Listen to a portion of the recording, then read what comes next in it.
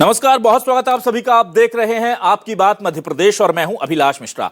आज हम बात करेंगे कर्मचारियों की। 5 लाख से ज्यादा कर्मचारियों के लिए हाईकोर्ट ने एक राहत भरा फैसला दिया था कि जो संविदा आउटसोर्स या अंशकालीन ऐसे कर्मचारी हैं जिन्हें 10 साल से ज्यादा काम करते हो गए हैं, उन्हें सरकार ना तो हटा सकती है और उनके लिए बेहतर वेतन, बेहतर भत्ते और साथ ही साथ उनकी सामाजिक सुरक्षा को सुनिश्चित भी किया जाए। इसके विरोध में इसको लेकर के डबल बेंच के पास अपील करने हालांकि मध्य प्रदेश सरकार गई थी और वहां भी कर्मचारियों के हित के फैसले को यथावत रखा गया था और उसके बाद कर्मचारियों ने राहत की सांस ली थी।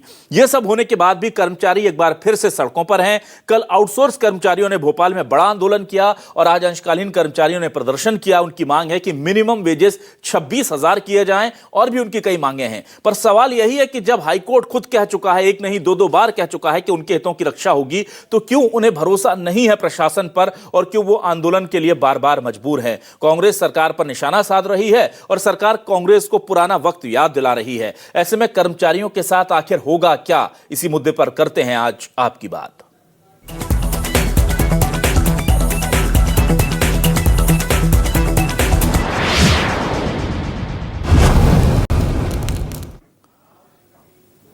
ये जितने भी अस्थायी या कच्चे कर्मचारी हैं, चाहे वो अतिथि शिक्षक हों, आउटसोर्स के हों, अंशकालीन कर्मचारी हों, अपनी मांगों को लेकर पिछले कई सालों से आंदोलन कर रहे हैं। अभी अतिथि शिक्षकों ने क्या कहा है, सबसे पहले ये सुनिए। निकाला है और मैंने सच्चाई की लड़ाई लड़ी और अचानक ही निकाला है। 25 सालों की मेरी सेवा मिट्टी पलीत हो गई है और अभी एक नए एसी साहब आए हैं, अचानक ही आया और हम लोग जैसे एजेड महिलाएं जो 50 साल से ज्यादा उम्र वाली महिलाएं, जो 25-25, 30 साल की सेवा, ये शिक्षा विभाग में। अच्छा, क्या बोल के निकाला गया? कि आप लोगों की अब जरूरत नहीं है, अनुकंपा वाले आ गए हैं, अब आप निकल जाइए। और मौखिक में निकाला गया है हम लोगों को।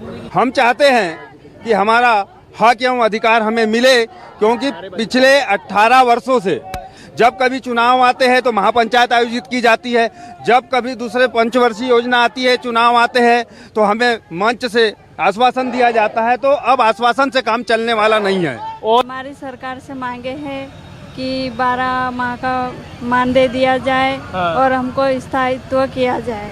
हमारा तो पहला पद स्थायी किया जाए और जो भी हमारे अतिथि शिक्षक भाई बहन टेट क्वालिफाई हैं, जो योग्यता पूरी तरह से रखते हैं, उनको सही दिशा में नियमित किया जाए। हमको 12 माह का सेवा काल हमको जल्द से जल्द प्रदान किया जाए। इस पूरे मामले को लेकर सियासत भी हो रही है। कांग्रेस बीजेपी पर कर्मचारी विरोधी होने का आरोप जड़ रही है, तो बीजेपी कांग्रेस को अपना वक्त और अपना शासनकाल याद दिला रही है। दोनों के बयान सुनिए। देखिए, इनकी बहुत लंबे समय से मांग चल रही है और भारतीय जनता पार्टी की सरकार जब से प्रदेश में काबिज है, ये कर्मचारियों के हितों की अनदेखी करने में अभ्यस्त हो गई है। मुझे जहाँ तक ध्यान आता है कि पिछले घोषणा पत्र में भी भारतीय जनता पार्टी ने इन कर्मचारियों को राहत देने की बात की थी और नहीं जो न्यूनतम वेतन को मांग रहे हैं 26,000 रुपया, उस पर जो है कुछ न कुछ फैसला किया जाए, क्योंकि महंगाई के दौर में ना बीजेपी महंगाई पे कंट्रोल कर पा रही, ना बेरोजगारी पे कंट्रोल कर पा रही। ऐसी स्थिति में उनके परिवार को और उनको राहत देने का काम सरकार का है। सरकार को इस दिशा में गंभीरता से सोचना चाहिए। देखिए, मध्य प्रदेश की सरकार कर्मचारी हितैषी सरकार है और कर्मचारियों की जो हमेशा मांगे रही हैं उन पर निश्चित रूप से गंभीरता से विचार किया जाता है और कई हमने ऐसी मांगे हैं जो उनकी लागू करने का काम किया है। हमारी घोषणा पत्र और हमारी जो घोषणाएं हैं हम सब लागू करने का काम करते हैं। कांग्रेस के लोग अगर आरोप और आलोचना करने का जो काम करते हैं वो सिर्फ सुर्खियों में बने रहने के लिए इस तरह का काम करते हैं। जो 973 वचन देकर भी मुकर गए, वो आज हमारी घोषणाओं पर उंगली उठाने का काम कर रहे हैं। ये बड़ा ही हास्यास्पद है। और आइए अब देखते हैं आज के सवाल क्या है। सवाल आपके टेलीविजन स्क्रीन पर ये रहे हमारे सवाल आपके सामने। सवाल देखिए। संविदा आउटसोर्स अंशकालीन कर्मचारियों का डर हुआ दूर, फिर भी 5 लाख कर्मचारी आंदोलन को क्यों है मजबूर? हाईकोर्ट ने अच्छे वेतन भत्ते स्थायीकरण की मांग की स्वीकार, क्या सरकार जल्द देगी कम से कम 26,000? कांग्रेस बोली कर्मचारी अदालत में जीते फिर भी हक नहीं मिला। बीजेपी बोली आंदोलन नहीं, चर्चा से निकलेगा रास्ता। 5 लाख आउटसोर्स संविदा अंशकालीन कर्मियों की पूरी होगी गुहार। हाईकोर्ट में जीत के बाद अब मिलेंगे प्रतिमाह 26,000। क्या यह होने जा रहा है?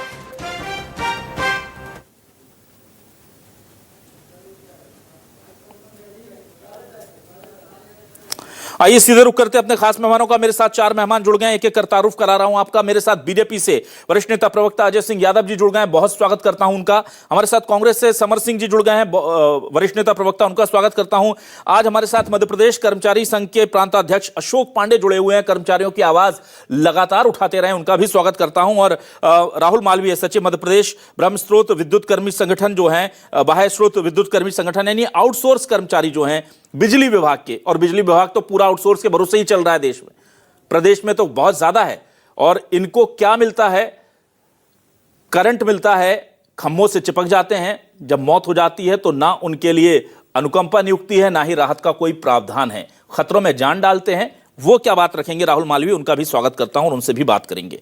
चलिए सबसे पहले मैं रुक कर लेता हूं राहुल मालवीय जी, चलिए मैं आपके पास ही आता हूं, क्योंकि आपका काम जो है वो जान जोखिम में डालने वाला है। राहुल जी, मुझे ये बताइए, विद्युत विभाग में कितने लोग हैं? राहुल जी जरा अपना वो, हाँ ये ठीक कीजिए, इसको ठीक हो जाइए, आप स्टडी हो जाइए जल्दी से, समय खत्म हो रहा है नहीं तो। राहुल जी मुझे बताइए, कितने कर्मचारी हैं आपके ऐसे लोग? थोड़ा पीछे हो जाइए, आपका चेहरा साफ दिखे, ताकि थोड़ा पीछे हो जाइए। हाँ बस ठीक है। अब मुझे बताइए, कितने कर्मचारी मध्य प्रदेश विद्युत विभाग में आउटसोर्स के हैं और आपकी मांगे क्या है? जल्दी से बताइए मुझे। मध्य प्रदेश में लगभग जो है 6 बिजली कंपनियों में 55,000 से ज्यादा आउटसोर्स कर्मचारी जो है कार्यरत है वर्तमान में। जी। और ये जो कर्मचारी है, ये पहले जो था मामला ऐसा था कि इसके पहले रेगुलर पोस्ट पे काम कर रहे थे, और अभी वर्तमान में जो स्थिति है, क्योंकि जितने आउटसोर्स है उतनी जो पोस्ट है विद्युत विभाग में भी खाली है। जैसा कि आपने पूर्व में भी न्यूज चैनल के माध्यम से भी या अन्य समाचार पत्रों के माध्यम से, ऊर्जा विभाग की ऑफिशियल वेबसाइट के माध्यम से आपको पता होगा कि वर्तमान में 77,000 पदों पर ऊर्जा विभाग में स्वीकृत है और उनको भर्तियां की जानी है। और जबकि 77,000 पद अगर रिक्त है, तो कहीं ना कहीं अगर 55,000 आउटसोर्स कर्मचारी है, तो वो है तो रिक्त पदों के अगेंस्ट ही। तो हमने लगभग जो है कहना चाहिए कि अभी माननीय मुख्यमंत्री जी से और ऊर्जा मंत्री जी से भी 21 अप्रैल को भारतीय मजदूर संघ के आह्वान पर ज्ञापन पत्र के माध्यम से ये निवेदन किया है कि पहले तो इन आउटसोर्स कर्मचारियों का विभागीय परीक्षा के माध्यम से या फिर कुछ बोनस अंक देकर इनका संविलियन विभाग में किया जाए, और अगर पद रिक्त बचते हैं तो इन कर्मचारी, अगर पद रिक्त, उसके अलावा अगर कर्मचारियों का समायोजन करने के पश्चात अगर रिक्त पद बचते हैं तो फिर भर्ती प्रक्रिया आम जनता के लिए खुली जाए। ठीक। अभी जी मुझे ये बताइए कि कितना वेतन मिलता है अभी आउटसोर्स में आप लोगों को, और जो बोला जाता है, जो पेपर पर दिखाया जाता है, वो पूरा मिलता है या नहीं? देखिए, वेतन की अगर हम बात करें तो एक जो है न्यूनतम वेतन जो राज्य सरकार की ओर से निर्धारित होता है, वो न्यूनतम वेतन मिलता है। तो वेतन इतना अल्प है कि जिसमें घर का राशन, बच्चों का लालन पालन पोषण और माता पिता के अच्छे हॉस्पिटल में इलाज और दवाई तक का पैसा जो है आउटसोर्स कर्मचारियों के पास नहीं रहता है। इतने अल्प वेतन में मुझे नहीं लगता कि जीवन यापन करना संभव है, क्योंकि जैसा कि मैं आउटसोर्स कर्मचारी संगठन को ही रिप्रेजेंट करता हूं और मैं स्वयं एक आउटसोर्स कर्मचारी हूं। तो अभी जब बात की जाए स्किल्ड की, एक जो कैटेगरी अगर तय की जाती है स्किल्ड में 14,100 रुपए का वेतन आता है विद बोनस के। 14,000 रुपए बोनस के साथ में आप किस तरीके से अपने घर का परिवार का लालन पालन पोषण कर पाएंगे? 3,000 रुपए आपका। जी। और जो नॉन स्किल्ड है उनके लिए कितना वेतन है? 12,000 रुपए नॉन स्किल्ड के लिए हैं। ठीक है, चलिए ठीक है, मैं आऊंगा आपके पास राहुल जी। अशोक पांडे जी, अब आपके पास आता हूं। अशोक पांडे जी, हाईकोर्ट ने एक बार नहीं 2 बार कह दिया कि भाई आप लोगों की सामाजिक सुरक्षा सुनिश्चित की जाए, 2016 का जो परिपत्र है उसे लागू कर दिया जाए, और साथ ही साथ आप लोगों के वेतन, भत्ते और दूसरी जो आपकी मांगे हैं उस पर सरकार को इंडिकेट किया है, सरकार को डायरेक्ट किया है कि आप इस पर जल्द से जल्द काम कीजिए। दोबारा सरकार गई कोर्ट में तो दोबारा फिर आपके पक्ष में फैसला आया, फिर आंदोलन क्यों हो रहे हैं? कल आउटसोर्स कर्मचारी आंदोलन कर रहे थे, आज ये दूसरा कर्मचारी जो संगठन है वो आंदोलन कर रहा है, ऐसा क्यों? ऐसा कि राज्य सरकार ने अभी हाईकोर्ट के आदेश को लागू करने की पहल नहीं करी है। जी। राज्य सरकार में बैठी नौकरशाही कर्मचारी विरोधी, मजदूर विरोधी नीतियां लागू कर रही है। राज्य सरकार की मंशा स्पष्ट नहीं है, नौकरशाही की मंशा स्पष्ट नहीं है जी। तो क्या आपको डर है, क्या, मुझे सीधे बताइए अशोक जी, क्या आपको डर है कि जैसे एक फैसला आने के बाद ये डबल बेंच में अपील करने चली गई थी सरकार, अब आपको क्या ये डर है कि ये फिर से किसी कोर्ट में या सुप्रीम कोर्ट के चक्करों में आप लोगों को उलझा सकती है? ऐसा कोई डर है? आंदोलन क्यों कर रहे हैं? जब कोर्ट ने कह दिया है तो कोर्ट तो बीजेपी कहती है कोर्ट का अक्षरशः पालन करेंगे। कब करा है? 10 साल से कोर्ट कह रही है बार बार, 10 साल से लगातार विभिन्न याचिकाओं में कोर्ट ने कहा है कि न्यूनतम नियमित वेतन मान दे, 10 साल वालों को नियमित वेतन मान दे। कोर्ट ने यह भी कहा है कि सरकारी कर्मचारी के समान सुविधा दे, समान कार्य समान वेतन दे, लेकिन क्या एक भी उच्च न्यायालय के आदेश का पालन सरकार ने किया? सरकार अपील बार बार अपील जाती है, लेकिन मुंह की खाती है हाई कोर्ट में। बड़ा मामला हो जाता है तो सुप्रीम कोर्ट जाने लगती है। कई मामले ऐसे हैं, इसीलिए हमें डर है कि सरकार ऐसे नहीं मानेगी। जब हम कोर्ट में भी लड़ेंगे और रोड में भी लड़ेंगे तब सरकार मानेगी। सरकार कह रही हम चर्चा से मामला शांत होगा, चर्चा कर कहाँ रही है? ये नई सरकार ही 3 साल की हो गई, इसने कभी भी कर्मचारी संगठनों से, मजदूर संगठनों से, प्रतिनिधियों से चर्चा नहीं करी। ज्ञापन तक का मुख्यमंत्री जी समय नहीं देते, तो हमें आंदोलन करना पड़ रहा है। आज तो मजदूर दिवस था, हमें उत्साह करना चाहिए, अच्छे कार्यक्रम आयोजित करना था, लेकिन मजबूर होके, विवश होके हमने राजधानी के मंत्रालय के सामने प्रदर्शन किया है, लाल झंडा लहराया है, लाल झंडा लहरा के सरकार को चेताया है। ठीक है, सरकार अभी भी चेत जाए और हमारी मांगों को मंजूर कर ले, हाई कोर्ट के आदेश का पालन करे, अंशकालीन को नियमित वेतन मान दे। ठीक है, चलिए ठीक है, मैं जल्दी से आ जाता हूं। कर्मी को 7वां वेतन मान दे, दैनिक वेतनभोगी को नियमित करे, तो 26 श्रमिकों को कुशल श्रमिक का वेतन दे, पीएफ सुविधा का लाभ दे। अशोक जी, 26,000 ये जो आपने एक आंकड़ा फिक्स किया है, कल आउटसोर्स कर्मचारी भी कह रहे थे मिनिमम 26,000 होना चाहिए, आज अंशकालीन कर्मचारी कह रहे हैं मिनिमम 26,000 होना चाहिए, इसकी कोई खास वजह? 26,000 इसलिए होना चाहिए, केंद्र में ये वेतन 26,000 है जी, केंद्र के मजदूरों को 26,000 ही मिलता है। अच्छा, हम यही कह रहे हैं कि जो केंद्र में लागू है, जब सरकारी कर्मचारियों के लिए केंद्र के समान वेतन लागू है, भत्ते लागू है, तो दैनिक वेतन श्रमिकों के लिए, अंशकालीन के लिए केंद्र के समान वेतन भत्ते क्यों नहीं लागू है? ठीक, बिल्कुल नीति क्यों चलाई जा रही है? बिल्कुल ठीक है, चलिए। सरकार अस्थायी श्रमिकों को शोषण कर रही है, उनके अधिकारों का हनन कर रही है। चलिए ठीक है, समर सिंह जी आपके पास आता हूं। समर सिंह जी, जब भी कांग्रेस कर्मचारियों के साथ खड़ी होती है संविदा कल्चर का नाम लेकर के, या इतने लोगों को निकाला था ये कह करके, वो लोग आपके ऊपर निशाना साध देते हैं। अब ऐसे में कांग्रेस कैसे कर्मचारियों के साथ खड़ा होने का दावा करेगी, क्योंकि कर्मचारी विरोधी होने के आरोप वो आप पर भी लग जाते हैं फिर बीजेपी की तरफ से? सबसे पहले तो मैं न्यूज 24 के माध्यम से इस देश के करोड़ों मजदूरों को, मजदूर भाइयों को, बहनों को प्रणाम करता हूं, सलाम करता हूं और उन्हें मजदूर दिवस की अन्य बधाई देता हूं।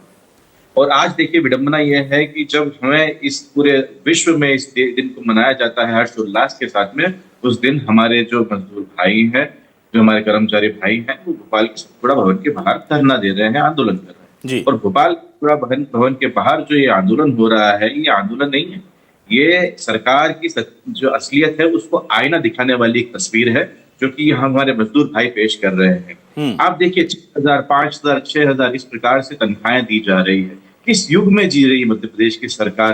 क्या मुख्यमंत्री जी और इनके मंत्रीगण जो हैं वो इस इतने पैसे में अपना निर्वाह कर सकते हैं? जब वो नहीं कर सकते तो दूसरे लोगों से क्यों अपेक्षा करते हैं? और जहां तक की बात है इतना कम वेतन, उसके बाद भी आप मध्य प्रदेश टूरिज्म बोर्ड देख लीजिए, एमपीटी देख लीजिए, आप एमपीईबी देख लीजिए, आप कई स्कूल, कई संस्थाएं ऐसी हैं जहां पर जो है इतना कम वेतन दिया जा रहा है, जिसके अंदर उसका घर चलाना नामुमकिन है।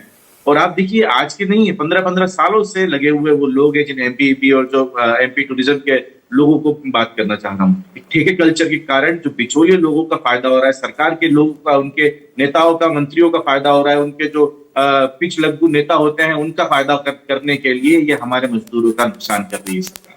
ठीक है, आप देखिए आज जहां पर महंगाई इस कदर बढ़ चुकी है, वहां पर 5,000, 6,000 में पंचायत में कंप्यूटर ऑपरेटर, आप देखिए सचिव, आप हर चीज जगह देखिए कि किस प्रकार से शोषण किया जा रहा है। मैं तो ये कहना चाहूंगा इतना शोषण तो अंग्रेजों ने भी नहीं करा जितना शोषण आज की सरकार कर रही है। और दूसरी बात है कि ये हमारे मजदूर भाइयों के संवैधानिक अधिकारों का हनन है कि जितना काम वो कर रहे हैं उतना ही काम उसी पद के ऊपर रह के नियमित कर्मचारी लोग कर रहे हैं और उनसे आधे से भी आधे वेतन मतलब एक तिहाई एक चौथाई वेतन के ऊपर काम करना पड़ रहा है। उसके अंदर भी जो है वो बिचौलियों को पैसे देना पड़ रहा है। तो ये कितनी विडंबना है इस देश की। ठीक है, अजय सिंह यादव जी आपके पास आता हूं। अजय सिंह यादव जी, देखिए बड़ा मुझे अजीब लगता है जब आप जैसे संवेदनशील नेता या मंत्री या हमारे खुद माननीय मुख्यमंत्री जो हैं वो कर्मचारियों के लिए इतनी बड़ी बात अच्छी बातें बोलते हैं, बड़ी बड़ी बातें बोलते हैं, और फिर कोर्ट को, इंदौर हाईकोर्ट को यह बोलना पड़ता है कि भैया 50-60 हजार केस तो कर्मचारियों के खिलाफ सरकार कोर्ट में लड़ रही है, और वो वहां से बाकायदा डायरेक्टिव देते हैं कि इसके लिए आप अपना कोई ट्रिब्यूनल बनाइए वहां पर। या हर छोटी बड़ी चीज किसी को वेतन बढ़ोतरी करनी है तो सरकार उसके खिलाफ कोर्ट आ जाती है, किसी का अनुकंपा नियुक्ति देनी है तो सरकार उसके खिलाफ कोर्ट में केस लड़ रही है। तो माननीय हाईकोर्ट को बोलना पड़ा कि ये आप अपने डिपार्टमेंट में निपटाइए, वहां पर कर्मचारियों की लड़ाई जो है, हर कर्मचारियों की लड़ाई कोर्ट में मत लेकर आइए। फिर कर्मचारियों के हित में एक फैसला हाईकोर्ट देती है कि इनको 2016 के परिपत्र के हिसाब से आप इनको सुविधाएं दीजिए, तो फिर कोर्ट में चली जाती है सरकार डबल बेंच के पास, फिर वहां से वापस भेज दिया जाता है। अब जब ये तय हो गया है, माननीय कोर्ट ने कह दिया है, और आप तो हमेशा से कोर्ट का बहुत पालन करने वाले लोग हैं, तो डेट क्यों नहीं बता देते कि कब से कोर्ट का फैसला लागू हो जाएगा? देखिए अभिलाष जी, मध्य प्रदेश में भारतीय जनता पार्टी सरकार और मुख्यमंत्री डॉक्टर मोहन यादव जी संवेदनशीलता के साथ, चाहे अतिथि शिक्षक हों, संविदा कर्मी हों या फिर आउटसोर्स कर्मचारी हों, सभी के हितों में निर्णय ले रहे हैं। पूर्व में भी मानदेय और अन्य मांगों को पूरा करने का काम भारतीय जनता पार्टी सरकार ने किया। मैं किसी तरह की नकारा बात नहीं करना चाहता था, लेकिन तथ्यों को सामने होना चाहिए। आज जिस तरह की समस्याओं से कर्मचारी दो चार हो रहे हैं, ये पूरी तरह कांग्रेस पार्टी की की वजह से। मध्य प्रदेश में 1993-95 के पहले केवल और केवल स्थायी कर्मचारी होते थे। मध्य प्रदेश में गुरुजी व्यवस्था, शिक्षा कर्मी व्यवस्था, दैनिक भोजन भोगी व्यवस्था चालू करने वाली कांग्रेस की सरकार है, और जिस वजह से आज ये व्यवस्था के अभी समर सिंह कह रहे थे इतनी कम वेतन, दिग्विजय सिंह की सरकार में 500 रुपए देते थे आप गुरुजियों को, और शिक्षा कर्मियों को 1000 रुपए वेतन देते थे, तब आपको शर्म नहीं आती थी आज इस तरह की राजनीति कर रहे हैं। और उन्हीं गुरुजी और शिक्षा कर्मियों को नियमित करने का काम भारतीय जनता पार्टी सरकार ने किया था। और आज भी अतिथि शिक्षक, अतिथि विद्वानों की मानदेय और अन्य जितनी भी मांगों को पूरा किया है तो केवल और केवल भारतीय जनता पार्टी सरकार ने किया है। आप तो 2018 में भी नियमित करने का वादा करके सरकार में आए थे, क्यों नहीं किया नियमित बताइए? आपकी खुद की सरकार गिर गई उस झूठ के बोझ तले। तो ऐसे में कांग्रेस पार्टी इस तरह की राजनीति और भ्रम न फैलाए। मध्य प्रदेश के कर्मचारी जानते हैं कि भारतीय जनता पार्टी सरकार सदैव उनके साथ रही, और जो भी न्यायालय के निर्णय हैं उनके ऊपर भी सरकार संवेदनशीलता के साथ कानूनी पक्षों पर निर्णय ले रही है।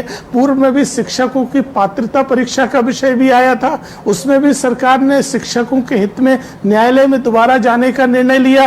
तो ऐसे में ये इस तरह के आरोप नहीं लग सकते हैं। और साथ ही जो मांगे हैं, हम बिल्कुल मानते हैं कि सभी कर्मचारियों को समुचित वेतन मिलना चाहिए, सम्मानजनक जीवन जीने का अधिकार मिलना चाहिए, और उनके परिवार के जीवन यापन के लिए जो भी जरूरी चीजें हैं वो निश्चित ही पूरा होना चाहिए। सरकार चरणबद्ध तरीके से उनके हित में निर्णय लेने की दिशा में काम भी कर रही है, और हम ये उम्मीद करते हैं जल्द से जल्द प्रदेश के सभी अस्थायी कर्मचारियों के हित में सरकार निर्णय लेगी। लेकिन मुझे बस एक चीज का जवाब चाहिए अजय जी, जिस दिन ये फैसला आया था पहला तब भी मैंने पूछा था, दोबारा कर्मचारियों के पक्ष में फैसला आया तब भी पूछा था, और तब भी एक ही जवाब मिला था कि अभी हम विचार कर रहे हैं। मुझे एक सिर्फ ये जानना है कि माननीय हाई कोर्ट के सिंगल और डबल बेंच के फैसले के खिलाफ मध्य प्रदेश सरकार सुप्रीम कोर्ट या दोबारा कोर्ट तो नहीं जाएगी कर्मचारियों के विरोध में लड़ने के लिए? ये स्पष्ट नहीं कर रहे हैं आप लोग अभी तक। अभी भी आप कर पाए तो बहुत अच्छी बात है, वरना फिर आप कहिए कि हम संवेदनशीलता से विचार कर रहे हैं। देखिए अभिलाष जी, सरकार द्वारा न्यायालय के निर्णय का पूरी तरीके से वैधानिक तरीके से विचार किया जा रहा है, और वैधानिक तरीके से कर्मचारियों के हित में ही निर्णय लिया जाएगा। कर्मचारी पूरी तरह उम्मीद रखें, डॉक्टर मोहन यादव जी की सरकार जो भी निर्णय लेगी उन्हीं के हित में लेगी। चलिए ठीक है, तो आज भी जवाब नहीं मिला है, उम्मीद करते हैं जल्द से इसका जवाब मिलेगा। मैं वापस जल्दी से आता हूं। राहुल, मुझे जरा आप ये बताइए राहुल कि आप लोग इतना खतरनाक काम करते हैं। और मैंने तो, हम चूंकि खबरें दिखाते हैं, हम तो कई बार वो दुखद खबरें भी दिखाते हैं कि कर्मचारी पोल पर चढ़ा था और अचानक से लाइन चालू हो गई और उसका देहांत हो गया। उसके बाद क्या आपको अनुकंपा नियुक्ति हो या परिवार को ग्रेच्युटी हो या दूसरी सारी सुविधाएं मिलती हैं या नहीं, पहली चीज ये मैं जानना चाहता हूं। दूसरी बात मैं ये जानना चाहता हूं कि कितने साल से लोग आउटसोर्स पर ही काम कर रहे हैं वहां पर ऊर्जा विभाग, विद्युत विभाग में? देखिए, अगर कार्यानुभव की अगर बात करें तो वर्ष 2005 के बाद में जो है बिजली कंपनियों ने पूरी व्यवस्था को आउटसोर्स पे शिफ्ट कर दिया। यानी मध्य प्रदेश में 2005 के बाद से ही आउटसोर्स के माध्यम से बिजली की सारी व्यवस्थाएं चल रही है। और बात की जाए अगर विद्युत दुर्घटनाओं की, तो आज मध्य प्रदेश में लगभग, अगर हमारे संगठन के ऑफिशियल रिकॉर्ड के हिसाब से अगर बात की जाए तो लगभग 1500 से ज्यादा आउटसोर्स कर्मचारी या तो उनके अंग क्षतिग्रस्त हो चुके हैं बिजली कार्य करने के दौरान, या फिर वो जो है लाइन पे कार्य करने के दौरान विद्युत दुर्घटना में मृत हो चुके हैं। अभी हाल ही का जो मैं एक वाक्य बताना चाहता हूँ, शायद हमारे जनरेशन बिजली कंपनी का वाक्य है, जहां पर अभी एक आउटसोर्स कर्मचारी जो है टरबाइन की बेल्ट के अंदर आके जो है सिर फट गया, उसके कारण उसकी मृत्यु हो गई। और बिजली कंपनी प्रबंधन ने क्या कहा कि ये बाहरी सेवा प्रदाता यानी आउटसोर्स ठेका कंपनी का आदमी था। अगर वो ठेका कंपनी का आदमी था तो एक जो है जनरेशन जैसे महत्वपूर्ण, जहां बिजली का उत्पादन होता है, वहां पर ऐसे महत्वपूर्ण विषय जहां पर वो काम कर रहा है, वहां उसकी मृत्यु हो जाए तो उसकी जिम्मेदारी नहीं है। मध्य प्रदेश की मध्य क्षेत्र, पूर्व क्षेत्र, पश्चिम क्षेत्र, ये तमाम जो बिजली कंपनियां हैं, इसमें आए दिन औसतन संगठन के ऑफिशियल डाटा के हिसाब से औसतन 5 से 7 आउटसोर्स कर्मचारी प्रति महीने इन बिजली कंपनियों के, चाहे लाइन शिफ्टिंग का काम हो, चाहे फॉल्ट निकालने का काम हो, चाहे मेंटेनेंस का काम हो, या अन्य प्रकार का किसी काम हो, इसमें उन विद्युत दुर्घटना से मृत होते हैं। और उसके पश्चात बिजली कंपनियां ना तो कोई मुआवजा देती है, हाँ, ठेका कंपनियों की ओर से जो है 5 लाख रुपए, जो कि एक जो आम सामान्य, जो मध्य प्रदेश की सरकार ने एक व्यवस्था लागू की है कि 5 लाख रुपए अगर कोई सामान्य व्यक्ति या लाइन की चपेट में आने के कारण अगर संपर्क में आता है या उसकी मृत्यु हो जाती है तो उसे 5 लाख रुपए का जो है इंश्योरेंस दिया जाएगा। यही व्यवस्था आउटसोर्स के लिए, जबकि वो 24/7 तीनों शिफ्ट में जो है सीधे बिजली के काम कर रहा है, वो आपका फॉल्ट सुधार रहा है। ठीक है, चलिए ठीक है, बहुत महत्वपूर्ण बात की। अशोक पांडे जी, मैं आपके पास आना चाहूंगा। अशोक पांडे जी, देखिए, आउटसोर्स कर्मचारियों और कर्मचारियों का मुद्दा न्यूज़ 24 जितना उठाता है आप लोग बेहतर समझते हैं, और मैं जानता हूं कई तो ऐसे मुद्दे जिनका मुझे रीजन समझ में नहीं आता। निर्वाचन शाखा में जुड़े आउटसोर्स कर्मचारी हैं, बहुत बड़ी संख्या नहीं है उनकी, 2000, 1500, 2000 हैं। उनका एरियर नहीं मिला है कई सालों से, उनका एरियर दबा के रखा है प्रशासन ने। और मुझे नहीं पता कि हमारे अजय सिंह यादव जी या हमारे मंत्री जी या हमारे मुख्यमंत्री जी जैसे लोगों को ये बात पता भी होगी कि भाई आपने लिखित में दिया था एरियर देंगे और वो नहीं दे रहे हैं। वो लोग चिट्ठी लिख लिख के परेशान है। तो ये 10-20 लाख, 50 लाख, 2-4 करोड़ रुपए कर्मचारियों का बचा करके अधिकारियों की जेब में तो ये जा नहीं रहा है। तो ये केवल मानसिकता हो गई है कि अधिकारियों की, ये इस छोटे कर्मचारी हैं, इन्हें लटकाओ, झटकाओ, इनको अटकाओ, ये क्योंकि मुझे सरकार नहीं चाहेगी ना, ऐसा कोई भी सरकार नहीं चाहेगी कि हमने लिखित में आज से 5 साल पहले कह दिया, 6 साल पहले कह दिया या 4 साल पहले वो पैसे नहीं दे रहे हैं, और इन लोगों को, ऊपर के लोगों को बार बार वो चिट्ठी लिखते हैं, कोई फर्क ही नहीं पड़ता। तो ये मानसिकता बड़े, मतलब पक्के कर्मचारी वर्सेस निचले कर्मचारी, दोयम दर्जे का समझ लिया गया है क्या इन्हें? नहीं, एक्चुअली में ये राज्य आयोग के जो कर्मचारी हैं वो एक तो संगठन से नहीं जुड़े हुए, और चिट्ठी लिखने कोई औचित्य नहीं है। चिट्ठी लिखना मतलब टालम टोल करना है। एरियर भुगतान, 1 साल का जो एरियर है उसको भुगतान करने के आदेश मध्य प्रदेश श्रम आयुक्त कार्यालय ने स्पष्ट रूप से जारी कर दिए हैं। उस आदेश की कॉपी है मेरे पास। यदि निर्वाचन आयोग के आउटसोर्स कर्मचारी हमारे संगठन से संपर्क करें तो मैं 1 सप्ताह में उनको एरियर का भुगतान दिलाऊंगा। ना, एक मिनट अशोक जी, तो मैं उसी कार्यालय के अशोक जी, आप कर्मचारी नेता हैं, आप लोग संगठन में मत बटिए। नहीं तो यही तो आप लोगों की कमजोरी है कि एक संगठन आज प्रदर्शन करेगा, एक संगठन, मैं बार बार कहता हूं, कम से कम कर्मचारियों के मुद्दे पर आपके पास लेटर है, नहीं मिला, आपको खुद आगे बढ़ना चाहिए। जी आप चले जाइए। संपर्क में तो आए, हम इनको कहाँ ढूंढे? ना ना ना अशोक जी, ऐसा नहीं, ये तो हम इनके लिए तत्पर हैं। ना ना अशोक जी, ये तो गलत बात है। देखिए आप समझिए, कर्मचारियों का हित अगर कहीं अहित हो रहा है तो आपको खुद जाना है, क्योंकि आपने ये रास्ता चुना है संघर्ष वाला और दूसरों के लिए संघर्ष वाला। और आपको तो मैं अभी से नहीं देख रहा हूं, मैं तो दशकों से देख रहा हूं। चलिए मैं कल ही पहुंच के अभिलाष जी, मैं कल ही राज्य निर्वाचन आयोग जाकर ज्ञापन देने का काम करूंगा। बहुत अच्छी बात। कर्मचारियों को एरियर भुगतान कराने की दिशा में पहल करूंगा। और मुझे पूरा यकीन है कि सरकार की मंशा इन गरीबों का, इन मेहनत कश लोगों का पैसा मारने की सरकार की मंशा नहीं होगी। अजय सिंह यादव जी, आपको पता है कि ये सालों से दबा के बैठे हुए हैं अधिकारी, आपके नॉलेज में नहीं होगी ये बात। ये सरकार को बदनाम करने के जितने भी रास्ते हैं ना, ये कुछ अधिकारियों ने बना रखे हैं कि कर्मचारियों के मन में सरकार के प्रति विद्वेष पैदा करना है, इसलिए इस चीज को दबा दो। बहुत बड़ा अमाउंट नहीं है वो, 1500-1600 कर्मचारी हैं बस, लेकिन मैं इसको 2 साल, करीब 1.5-2 साल से मैं इसको लेकर के डिबेट कर रहा हूं। कर्मचारी मजदूर विरोधी नीति लागू करती है, इसलिए लाभ नहीं मिलता। अजय सिंह यादव जी क्या कहेंगे आप?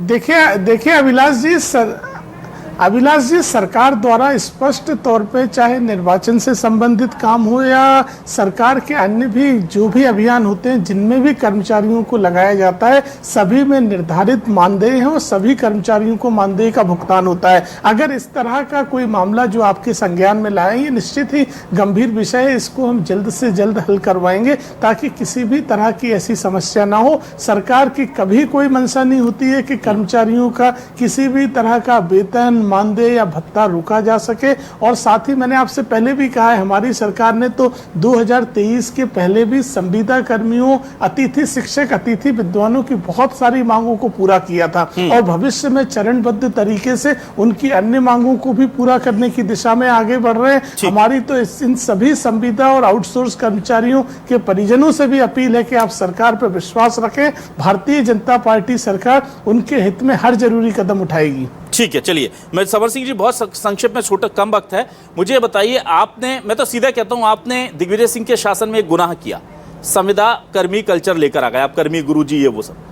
तो बीजेपी ने बहुत आप लोगों को कोसा, सत्ता में आ गई, तो हमें लगा था कि देखिए अब बीजेपी जो भी करेगी इसके ऊपर जाएगी, कम से कम इतना तो नहीं आएगी नीचे जितना दिग्विजय सिंह ने ये कर दिया कर्मचारियों के साथ। पर अब दिक्कत यह है कि बीजेपी की सरकार में और नीचे चले गए, आउटसोर्स आ गए। तो मुझे समझ नहीं आता कि आप कर्मचारियों के हितैषी हैं, आपने भला किया था या अभी बीजेपी सरकार कर रही है? ये सबसे बड़ा सवाल है कि आप लोग कहते कुछ हो, कर कुछ देते हो, बोलते हो ये गलत है, आपने संविदा ले आए, वो सही था क्या? नहीं था। गुरुजी कल्चर ले आए, खराब था, ये बोलते थे ये गलत है, तो इनको पब्लिक ने मौका दे दिया, जनता ने जिता दिया, तो अब वो आउटसोर्स लेकर आ गए। तो कहाँ जाए मध्य प्रदेश की जनता और कर्मचारी? देखिए, मध्य प्रदेश की जहां तक की बात है, तो सच्चाई तो यह है कि मध्य प्रदेश की पर्ची वाली सरकार आर्थिक रूप से पूरी तरह विफल हो गई। अब बात करते हैं कांग्रेस के कार्यकाल की। जब भी भारतीय जनता पार्टी से वर्तमान के विषयों में पूछा जाता है तो 20-25 साल पुरानी कांग्रेस सरकार को कोसने लग जाती है। आधे घंटा और डिबेट करेंगे तो ये अंग्रेजों पर और महात्मा गांधी और नेहरू तक पहुंच जाएंगे, उसके बाद में ये सीधा अकबर और मुगलों पर पहुंच जाएंगे। ठीक है, यहाँ पर जो चल रहा है मध्य प्रदेश की स्थिति, उसके बारे में कोई बात नहीं होगी। जहां तक की बात है, ये कल्चर जो है हम कांग्रेस सरकार लेकर आई थी, वो इसलिए था कि वहां पर तत्कालिक आवश्यकताएं जो है कर्मचारियों की, उसको फुलफिल किया जा सके, इसके लिए कहते हो कम से न्यूनतम वेतन किसी को मिले, जैसे मनरेगा और नरेगा प्रकार की जो जैसे समर सिंह जी, मेरा सवाल है, अगर आवश्यकता थी तो नियमित भर्ती करते ना, ये गुरुजी शिक्षा कर्मी नहीं बोला था। ना अजय जी, नहीं कहा था। ना अजय जी, आप भी तो वही कर रहे हैं, आप लोग भी तो नियमित भर्ती के लिए कोर्ट को बोलना पड़ा कि बीजेपी सरकार में नियमित भर्ती के पद 15-15, 20-20 सालों से आप लोग रखे हुए हैं। दूसरी बात यह है कि मध्य प्रदेश की सरकार मजदूरों को गले लगाकर कांग्रेस पार्टी ने किया और उसी व्यवस्था का खामियाजा हमारे कर्मचारी। ऐसा थोड़ी कि 10 साल उन्होंने कोई गलती कर दी तो आप 20 सालों में ठीक नहीं कर पा रहे हैं व्यवस्था को स्पष्ट। ना अजय जी, इतने भी आप लोग कमजोर नहीं है। डबल इंजन की सरकार है, आप देश के बड़े बड़े फैसले रातों रात कर देते हैं। इन कर्मचारियों को भला करने में 20 साल हो गए, तो और के 50-60 साल आपको सत्ता सौंप दें कि 10 साल में कांग्रेस ने जो गलती की उसको ठीक कर दीजिए। और आपने ठीक करने की बजाय आउटसोर्स लाए। आउटसोर्स क्यों लाए सर? आप संविदा पर भी रहते हैं और कहते हैं हम धीरे धीरे ठीक कर रहे हैं, समझ में आता है। सही बात है। दूसरी बात यह है कि मध्य प्रदेश की सरकार देखिए, कर्मचारियों का विश्वास भी हमारे ऊपर ना विश्वास नहीं, आउटसोर्स कर्मचारी आप एक लेवल नीचे चले गए सर। मैं कर्मचारी, आज 1 मई है, आज मजदूर दिवस है सर, मैं बिल्कुल बोलूंगा आप एक पायदान नीचे चले गए दिग्विजय सरकार से। कर्मचारियों के लिए कांग्रेस बात ना करे, जिनमें प्रदेश में कांग्रेस ना करे हम तो कर सकते हैं, कांग्रेस ना करे हम तो करेंगे। 1 मई मजदूर दिवस है, 1 लाख कर्मचारियों को एक आदेश में नौकरी से निकाल दिया था। ठीक है, इसीलिए वो सत्ता से बाहर हो गई, इसीलिए वो सत्ता से बाहर हो गई थी। चूल्हे बुझाने का काम किया था। ठीक है, इसीलिए वो सत्ता से बाहर हुई थी। लेकिन आप लोग भी जो कांग्रेस का पक्ष सुना जाए, जल्दी संक्षेप में 10 सेकंड बचे हैं। कांग्रेस पहली बात तो यह है कि मजदूरों के साथ में कंधे से कंधा मिला के खड़ी है, उनकी आवाज लेके और ये लड़ाई जो है, ये वेतन की लड़ाई नहीं है, ये स्वाभिमान की,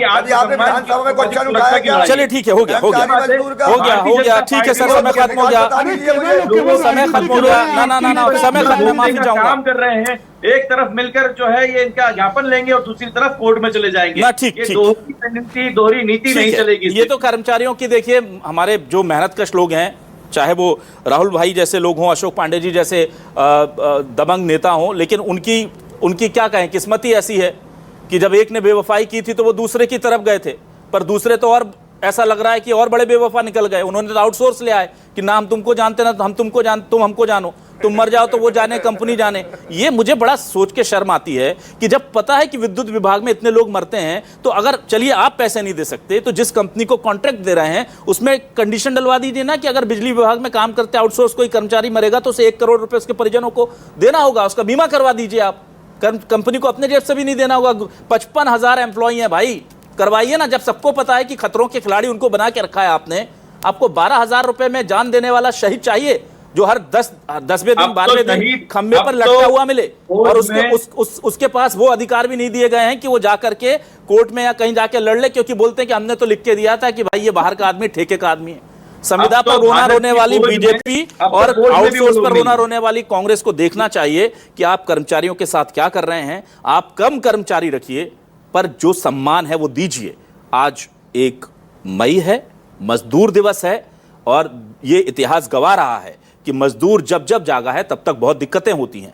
कर्मचारियों को मजबूर मत समझ दिए, क्योंकि वो मजदूर है, मेहनत करते हैं, पर मजबूरी इतनी भी बड़ी नहीं कि हमेशा हर सरकार को ढोते रहें। कांग्रेस ने उसका खामियाजा भुगता है। बीजेपी को चेतना चाहिए, क्योंकि शोषण की भी एक हद होती है। आप 10-12 हजार में किसी को खतरे वाले काम करने के लिए भेज कैसे सकते हैं, मुझे तो ये समझ में नहीं आता। और बाकी चीजों की तो बात ही छोड़ दीजिए, ना उनके पास ग्लव्स होते हैं, ना उनके पास वॉकी टॉकी होते हैं, और वो जाकर के अपनी जान दे देते हैं। एरियर आप घोषणा करते हैं, 1-1 साल तक देते नहीं, विभाग को पता नहीं है कि लोग चिट्ठियां लिख लिख के परेशान हैं। ये चल क्या रहा है मजदूरों और कर्मचारियों के नाम पर, बड़ा सवाल है। बहुत शुक्रिया करूंगा अजय सिंह यादव जी, समर सिंह जी, अशोक पांडे जी और राहुल मालवीय जी हमारे साथ जुड़ने के लिए, इस डिबेट का हिस्सा बनने के लिए तमाम दर्शकों का शुक्रिया। नमस्कार।